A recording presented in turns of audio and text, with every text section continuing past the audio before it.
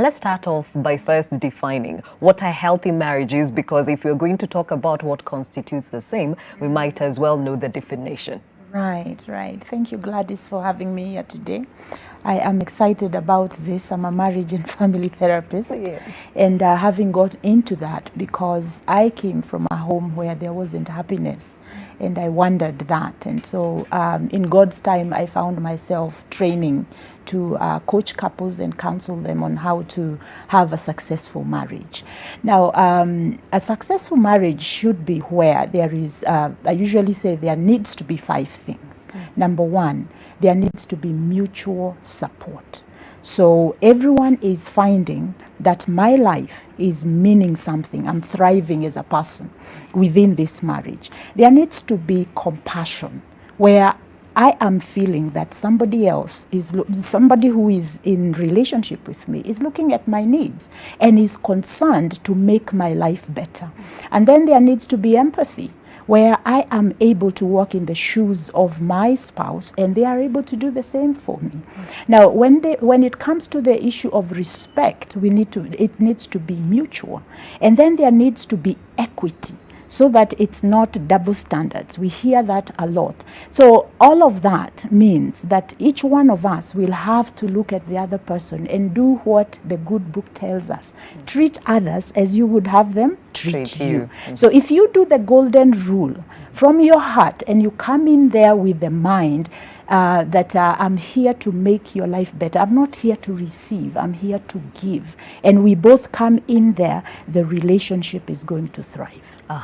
So now when we put all that into a marriage and it's thriving, what are the ripple effects of such a marriage? Right. Now, we know that people who are happily married live longer. Because it gives you mental health is really important in human actualizing, because you feel good, you have support.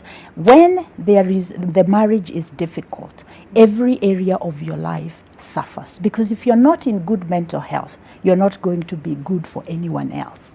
And so one of the benefits of having a thriving marriage, a successful marriage, a good marriage, is that you're going to feel good about yourself. And so your self-value, your sense of value is good. Your sense of acceptance is good, because you're not the person who walks life with you, who does life with you, makes you feel that you are a good person. We need to understand that marriage is emotional.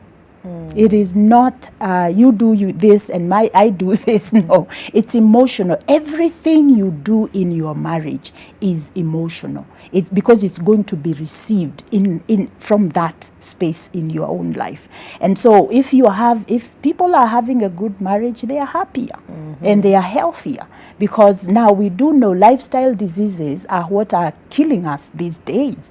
It's what is going on in our mind. So if I wake up every morning and the person who I'm waking up with is negative, is critical, is complaining, is stonewalling, is not giving me opportunity, and they are not treating me right, of course, my day is not going to start well, because you spend a lot of your time. And this is the person who knows you more than anybody else, because they know you, they have seen you naked. I mean, how else? Vulnerable can you be, to a person? So if that person whom you have become so vulnerable to is not offering you that support, you're not going to be okay. And if you're not mentally okay, emotionally okay, it's difficult for you to be physically okay, or even out in the community to be okay.